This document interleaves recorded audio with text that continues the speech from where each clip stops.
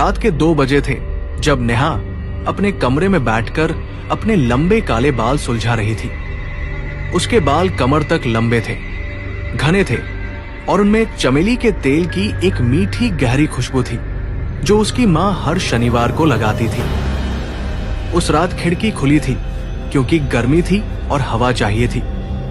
नेहा ने बाल खोले, कंघी की और लेट गई, लेकिन उसे नहीं पता था कि उसके बालों की वो मीठी चमेली की खुशबू हवा के साथ खिड़की से बाहर निकल गई थी।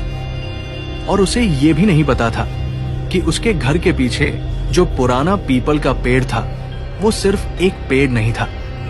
नेहा किराए के उस घर में अकेली रहती थी।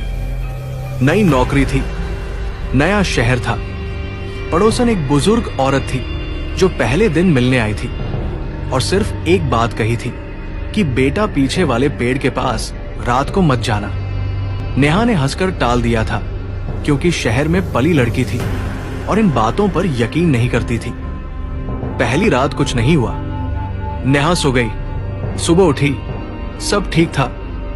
बस एक बात थी कि उसके तकिए पर एक पीपल का पत्ता था, हरा, ताजा, जैसे अभी अभी किसी ने तोड़ा हो।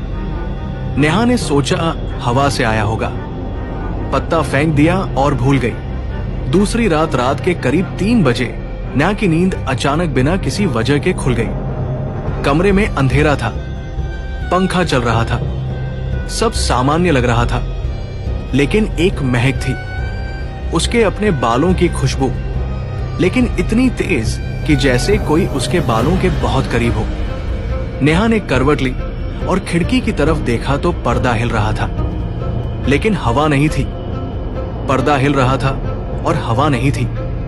नेहा ने आंखें बंद कर ली और खुद को समझाया कि नींद का असर होगा, लेकिन जैसे ही उसने आंखें बंद की उसे लगा कि उसके बालों में किसी ने बहुत धीरे से हाथ फेरा, इतने हल्के से